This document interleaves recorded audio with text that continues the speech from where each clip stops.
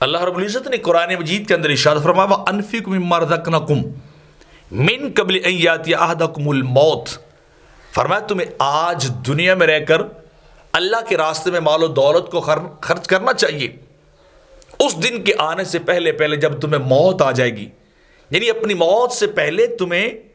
ہر طرح کی عبادت، وہ مالی عبادت ہو، وہ بدنی عبادت ہو، وہ دنیا میں رہ کے تمہیں کر لینی چاہیے، اپنی موت سے پہلے کرنا چاہیے۔ فَيَقُولُ رَبِّ لَوْلَا أَخَّرْتَنِي إِلَىٰ أَجَلٍ قَرِيبٍ۔ لیکن جب انسان کی موت آئے گی، اس نے اعمال نہیں کیے ہوں گے، اس نے مال کو اللہ کے راستے میں خرچ نہیں کیا ہوگا، تو پھر بندہ کیا کہے گا؟ یہ خواہش ہے بندے کی جو رب ذوالجلال اپنی لا ریب کتاب کے اندر ذکر کر رہا ہے۔ فرمایا بندہ کہے گا لولا اخرتنی الی اجل قریب فصدق وکن من الصالحین، کہ یا اللہ مجھے تھوڑی سی مہلت دے، میں صدقہ و خیرات کروں اور میں نیک بن جاؤں، صالح عمال کرنے والا، اچھے عمال کرنے والا بن جاؤں، میں نیکیاں کرنے والا بن جاؤں۔ وَلَن يُؤَخِّرَ اللَّهُ نَفْسًا إِذَا جَاءَ أَجَلُهَا وَاللَّهُ خَبِيرٌ بِمَا تَعْمَلُونَ۔ اور اللہ فرماتا ہے یہ بات یاد رکھنا کہ جب کسی کی موت آ جاتی ہے تو پھر اللہ اس کو ایک لمحہ نہیں دیتا، اللہ اس کو ایک منٹ نہیں دیتا، اور اللہ جانتا ہے کہ بندوں نے کیا کرنا ہے،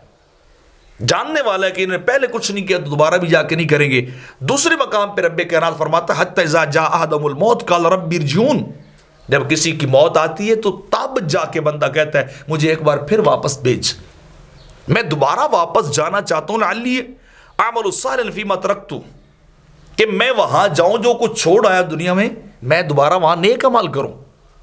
میں وہاں جا کے اچھائیاں کروں، میں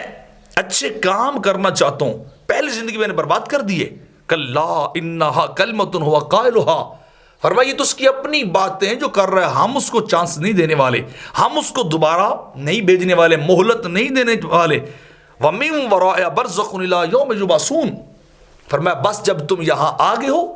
اب قیامت تک کے لیے تمہارے پیچھے برزخ ہے،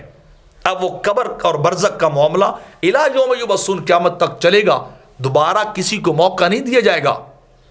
دوبارہ کسی کو واپس نہیں بھیجا جائے گا، بس ایک بار بھیجا گیا اور پھر تمہیں اسی کے مطابق اگلے جہاں میں تمہارے ساتھ جو ہے وہ معاملہ کیا جائے گا۔